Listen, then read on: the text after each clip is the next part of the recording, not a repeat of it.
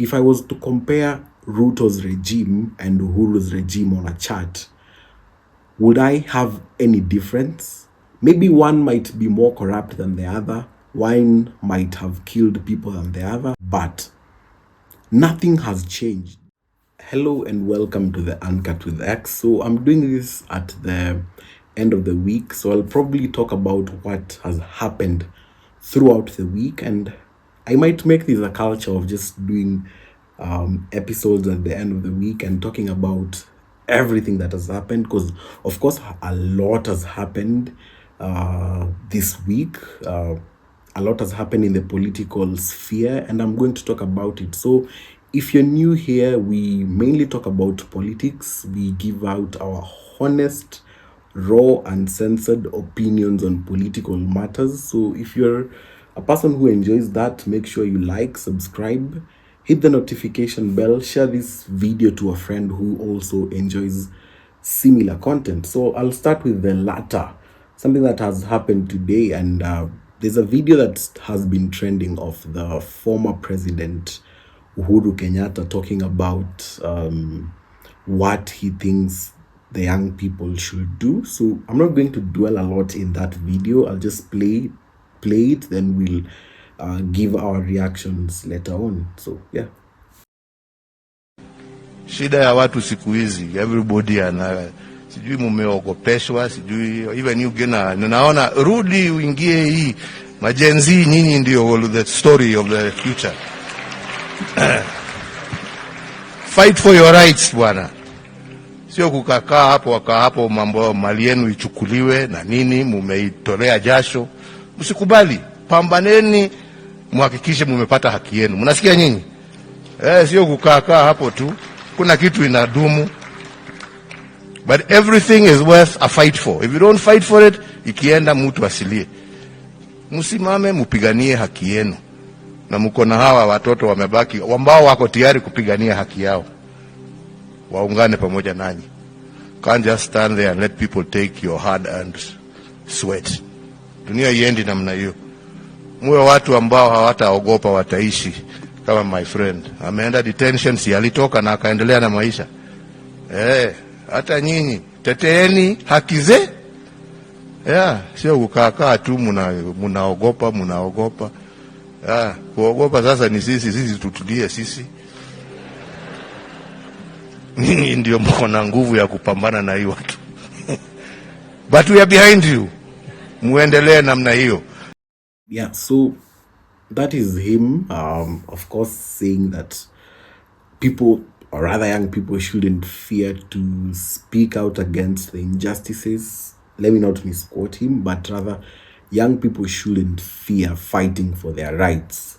That's the exact interpretation from what I got from the video. And let's just take a little few steps behind to understand and have more context on this.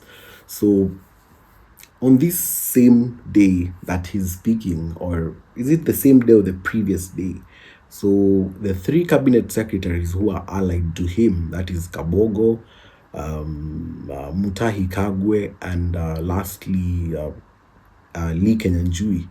These three cabinet secretaries were vetted in parliament. So this morning, by the time I'm shooting this, these three cabinet secretaries who are allied to Uhuru Kenyatta are already cabinet secretaries. They've been vetted, approved, and sworn into office. So they're already cabinet secretaries. And how they got their positions, because we live in Kenya and we know how people get these cabinet secretary positions. It's usually either you bring something to the table in terms of numbers. It's either there has been a negotiation on behalf of you, like we saw during Raila's time, or another negotiation, because this happened, the appointments happened immediately after Ruto and Uhuru Kenyatta met. And we saw the appointments of Uhuru allied cabinet secretaries. So here we have Uhuru Kenyatta trying to speak up against the same government that his friends are in. I mean, let's just try and understand, because this week has been a little bit interesting. On the same topic, we also had Justin Muturi doing the same thing. So he came out and wrote a statement saying that his son was abducted, and he went to the president. Before going to the president, he went to the cabinet secretary and these other officials who he called, and all of them said that they don't have his son, including Nurdin Haji, who is the head of NIS. So he said he didn't have him. So according to his statement, allegedly, the president picked up his phone and he called the DPP of the NIS, and after that, I mean, his son was released, because this thing happened. His son was abducted and later on he's released. So Muturi was giving out his what he calls his claims on what happened or what transpired and how his son was released. So we are having these leaders who are coming out to try and resonate with the people.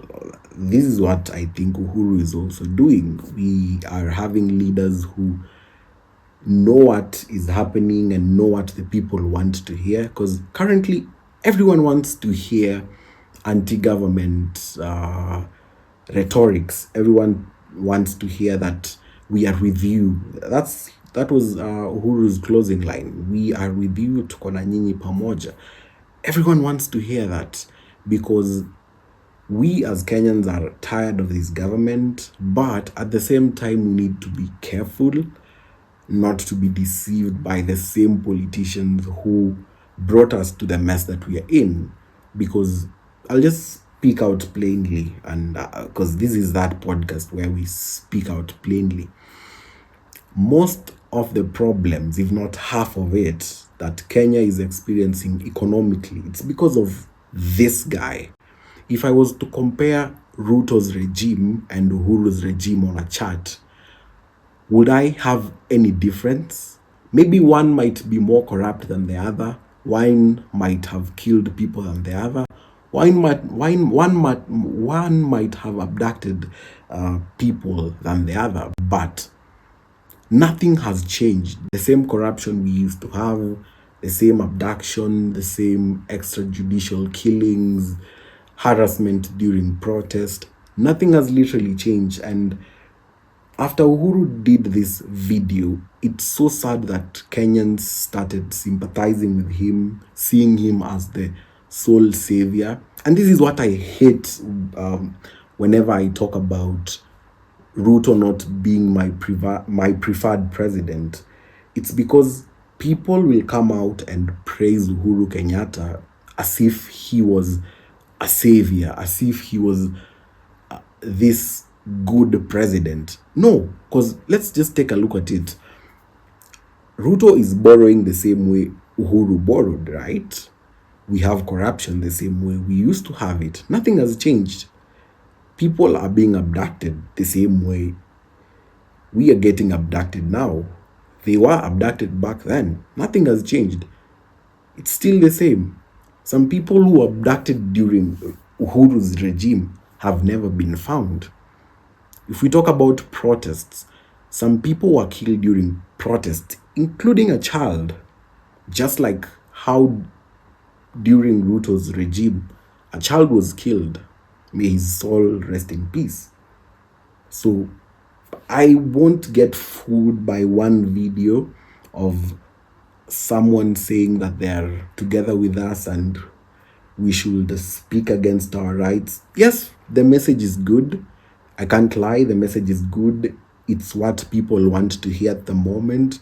But if we are saying we're changing our country, we need to get to a level where we don't sanitize someone because they've just suddenly woke up and changed their mind. So let's assume 2027 comes and we get another president, and Ruto comes to speak to the people, and he says to the young people that they should not let their rights be abused, that they should not get abducted. And the same person during his regime, people have been abducted. So for me, this video doesn't make sense, and it's completely nonsense. It doesn't make sense. And it's so sad that most Kenyans are gullible, and that's why politicians misuse Kenyans.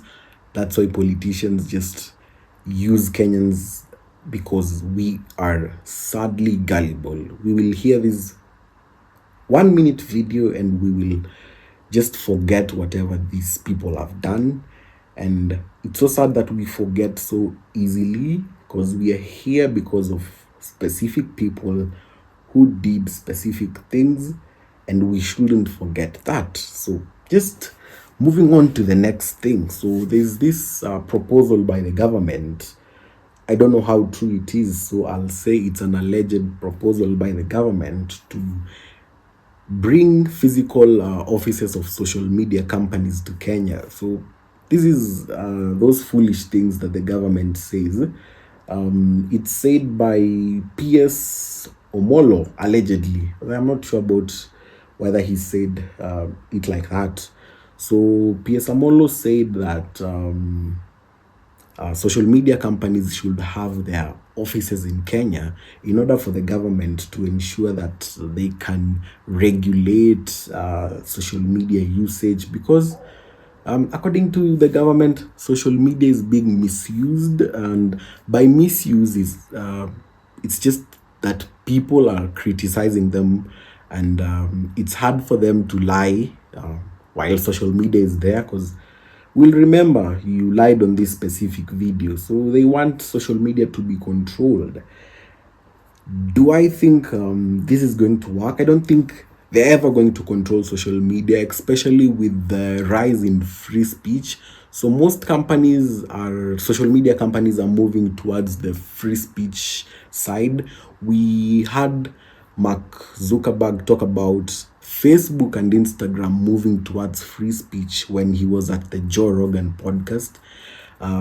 X, formerly known as Twitter, is already free speech. You can't control it. So most companies are moving towards free speech. Next thing you'll hear is YouTube moving towards free speech. So the world is moving towards free speech, and I don't think this control thing will work unless they shut the internet down. And during this day and age, it's going to be hard to shut down social media, because the way Kenya has become, social media is holding a lot of businesses. I can literally think of a million businesses that are being sustained by social media. Or rather the internet as a whole. You can talk about logistics. You'll have the likes of Bolt, Uber, Glovo, Jumia, e-commerce, Jumia being there also, Kilimall.com or .co.ke. So other than that, these social media platforms that the government thinks Kenyans are misusing, the likes of Twitter, TikTok, these social medias platforms have revolutionized how businesses works. And it's funny how currently most businesses have